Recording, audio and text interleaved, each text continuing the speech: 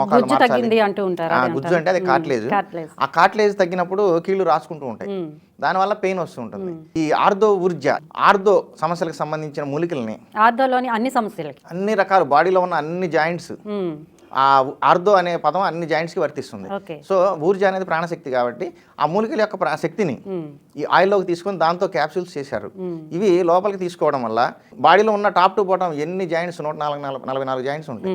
ఈ 144 జాయింట్స్లో కూడా గ్రీజు కొట్టి దాన్ని బాగా మాలిష్ చేసినట్టుగా అవుతుంది. 150 సంవత్సరాలుగా ఎప్పుడో ప్రాక్టీస్లో ఉన్న తైలపాక విధి అంటారు. తైలపాక విధి అంటే ఏంటి సార్? తైలపాక విధి అంటే దానికి కావాల్సినవి ఇప్పుడు ఇలాంటి మూలికలకు తయారు చేయడానికి కావాల్సిన నూనె, ఆ నూనె అనేది నువ్వుల నూనె తీసుకుంటారు.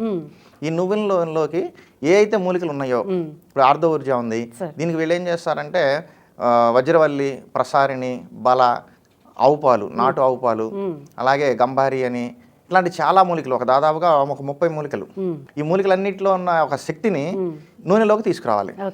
అలా నూనెలోకి తీసుకొచ్చి దాన్ని మళ్ళీ క్యాప్సూల్ రూపంలో తయారు చేస్తారు. సాఫ్ట్ జెలటిన్ క్యాప్సూల్స్ తయారు చేస్తారు. ఈ నూనెలో ఉండే శక్తి మామూలుగా మనం విడిగా చెంచాలతో పౌడర్లు మింగినా కూడా అంత పవర్ఫుల్గా ఉండదు. ఎప్పుడైతే తైలపాక విధానంలో ఈ మూలికల్లో ఉన్న శక్తిని ట్రాన్స్ఫర్ చేస్తారో ఆయిల్లోకి, అది ఊర్జ శక్తి పెరుగుతుంది. అప్పుడు ఆ భాగం ఎక్కడైతే దీన్ని అప్లై చేస్తారో, అంటే ఆయిల్కి అప్లై చేసిన చోట రిజల్ట్స్ వస్తాయి. అలాగే బాడీ లోపలికి క్యాప్సూల్ రూపంలో తీసుకుంటే ఇంకా అద్భుతంగా ఉంటుంది రిజల్ట్. లోపల నుంచి హీలింగ్ స్టార్ట్ అవుతుంది.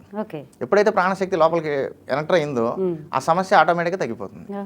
అంటే సైడ్ ఎఫెక్ట్స్ అట్లా ఏమైనా ఉంటాయా సార్? ఇది తైలపాక విధానం అనేది మన పురాతన ఋషుల నుంచి వస్తున్న సంప్రదాయం. ఆ సంప్రదాయంలో చేసేవి, అందులోన ముఖ్యంగా ఆయుర్వేద మూలికలతో చేసే ఏ వస్తువు కూడా, ఏ మెడిసిన్ కూడా సైడ్ ఎఫెక్ట్స్ ఇవ్వదు.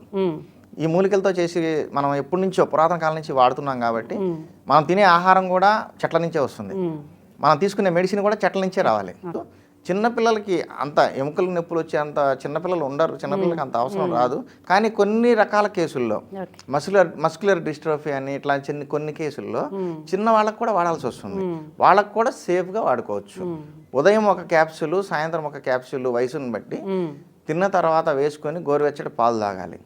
అదే కొంచెం పెద్ద సమస్య ఎక్కువగా ఉంది, వయసు ఎక్కువగా ఉంది, ఇబ్బంది బాగా ఉంది అనుకునే వాళ్ళు ఉదయం 2 క్యాప్సూల్స్, సాయంత్రం 2 క్యాప్సూల్స్ ఈ బీ బెటర్ వారి ఆర్థో ఊర్జ తీసుకొని తర్వాత కొద్దిగా గోరువెచ్చటి పాలు తీసుకుంటే వాళ్ళకున్న కీళ్ళ నొప్పుల సమస్యలు అన్నీ కూడా తగ్గిపోతాయి. చూసారుగా వ్యూయర్స్, ఈ ప్రోడక్ట్ వల్ల ఎన్ని అద్భుత ఉపయోగాలు ఉన్నాయో.